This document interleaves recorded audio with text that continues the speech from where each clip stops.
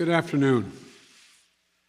I want to speak today to the unfolding situation in Afghanistan, the developments that have taken place in the last week, and the steps we're taking to address the rapidly evolving events. My national security team and I have been closely monitoring the situation on the ground in Afghanistan and moving quickly to execute the plans we had put in place to respond to every constituency, including contingency, including the rapid collapse we're seeing now. I'll speak more in a moment about the specific steps we're taking, but I want to remind everyone how we got here and what America's interests are in Afghanistan. We went to Afghanistan almost 20 years ago with clear goals.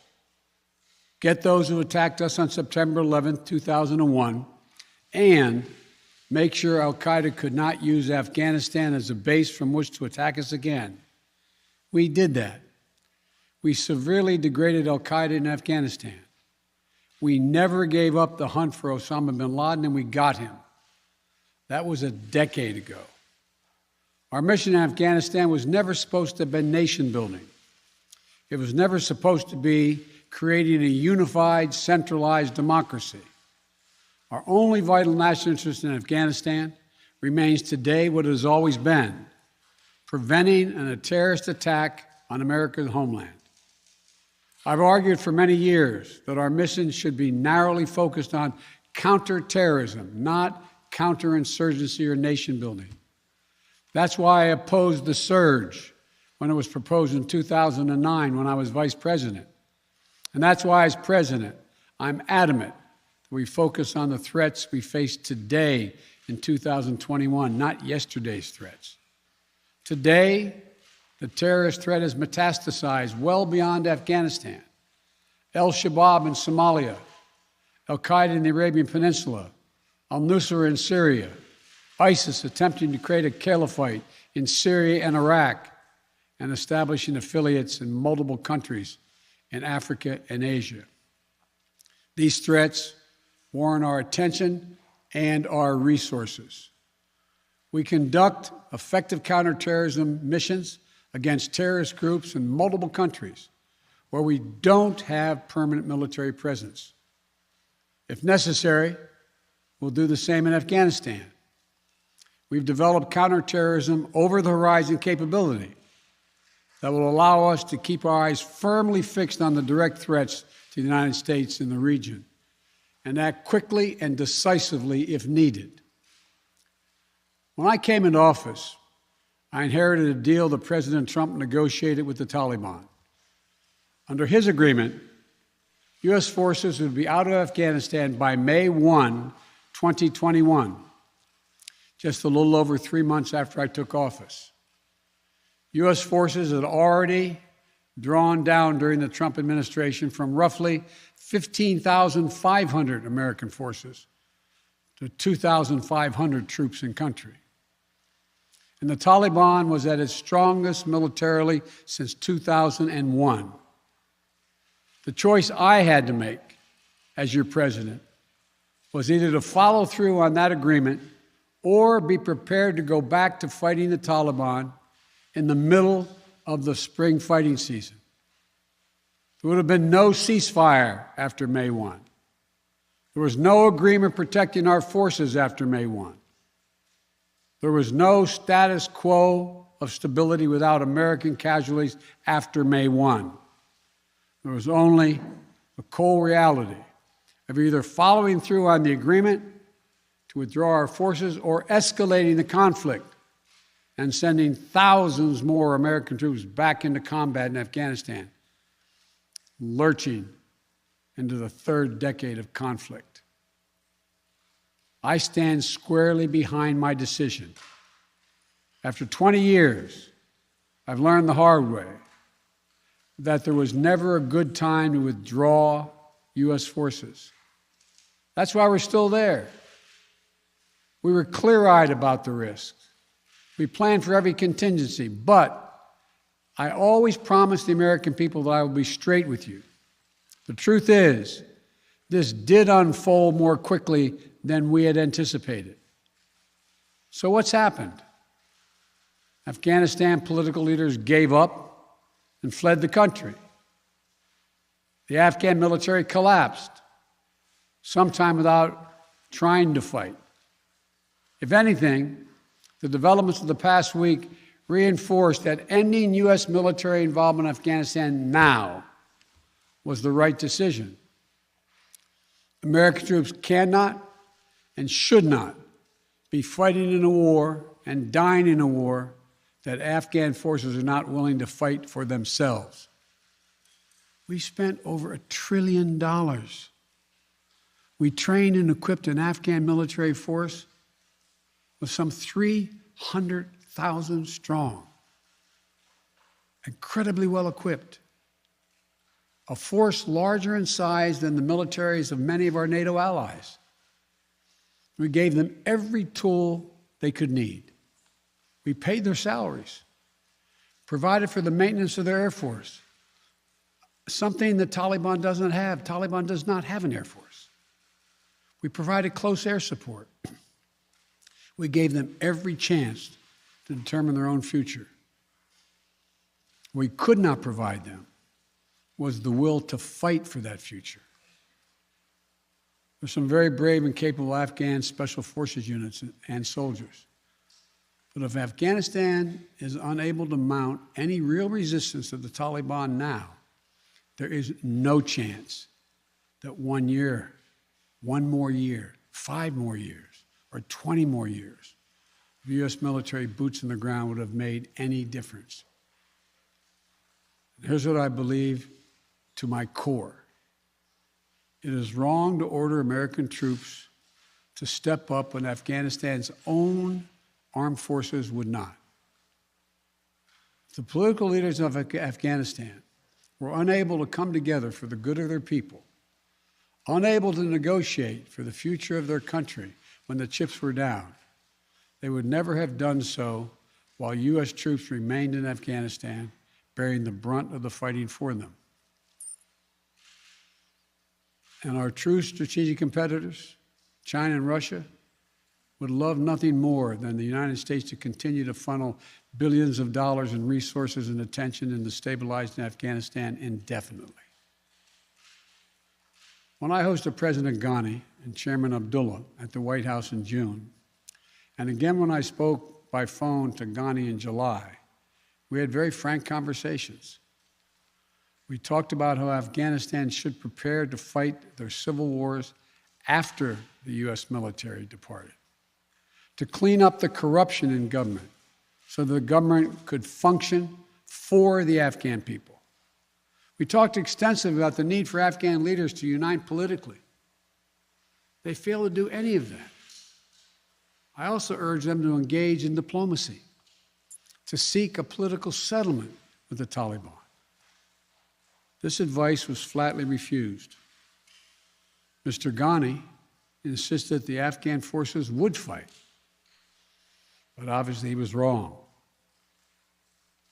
So I'm left again to ask of those who argue that we should stay, how many more generations of America's daughters and sons would you have me send to fight Afghanistan's civil war when Afghan troops will not?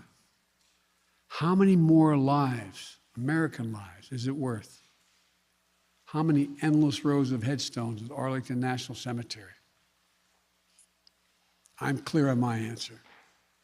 I will not repeat the mistakes we've made in the past. Mistake of staying and fighting indefinitely in a conflict that is not in the national interest of the United States, of doubling down on a civil war in a foreign country, of attempting to remake a country through the endless military deployments of U.S. forces. Those are the mistakes we cannot continue to repeat because we have significant vital interest in the world that we cannot afford to ignore. I also want to acknowledge how painful this is to so many of us. The scenes we're seeing in Afghanistan, they're gut-wrenching, particularly for our veterans, our diplomats, humanitarian workers, for anyone who has spent time on the ground working to support the Afghan people. For for those who have lost loved ones in Afghanistan, and for Americans who have fought and served in the country, serve our country in Afghanistan. This is deeply, deeply personal. It is for me as well. I've worked on these issues as long as anyone. I've been throughout Afghanistan during this war, while the war was going on, from Kabul to Kandahar to the Kunar Valley. I've traveled there on 4 different occasions. I met with the people. I've spoken to the leaders. I spent time with our troops. And I came to understand firsthand what was and was not possible in Afghanistan. So now we're focused on what is possible. We will continue to support the Afghan people. We will lead with our diplomacy, our international influence, and our humanitarian aid. We'll continue to push for regional diplomacy and engagement to prevent violence and instability. We'll continue to speak out for the basic rights of the Afghan people, of women and girls, just as we speak out all over the world. I've been clear, the human rights must be the center of our foreign policy, not the periphery. But the way to do it is not through endless military deployments. It's with our diplomacy, our economic tools, and rallying the world to join us. Well, let me lay out the current mission in Afghanistan. I was asked to authorize, and I did, 6,000 U.S. troops to deploy to Afghanistan for the purpose of assisting in the departure of U.S. and allied civilian personnel from Afghanistan, and to evacuate our Afghan allies and vulnerable Afghans to safety outside of Afghanistan. Our troops are working to secure the airfield and to ensure continued operation of both the civilian and military flights. We're taking over air traffic control. We have safely shut down our embassy and transferred our diplomats. Our diplomatic presence is now consolidated at the airport as well. Over the coming days, we intend to transport out thousands of American citizens who have been living and working in Afghanistan. We'll also continue to support the safe departure of civilian personnel, the civilian personnel of our allies who are still serving in Afghanistan. Operation Allies Refugee, which I announced back in July, has already moved 2,000 Afghans who are eligible for special immigration visas and their families to the United States. In the coming days, the U.S. military will provide assistance to move more SIV-eligible Afghans and their families out of Afghanistan. We're also expanding refugee access to cover other vulnerable Afghans who worked for our embassy. U.S. non-governmental agencies, or U.S. non-governmental organizations, and Afghans who otherwise are at great risk, in U.S. news agencies. I know there are concerns about why we did not begin evacuating Afghans civilians sooner. Part of the answer is some of the Afghans did not want to leave earlier, still hopeful for their country.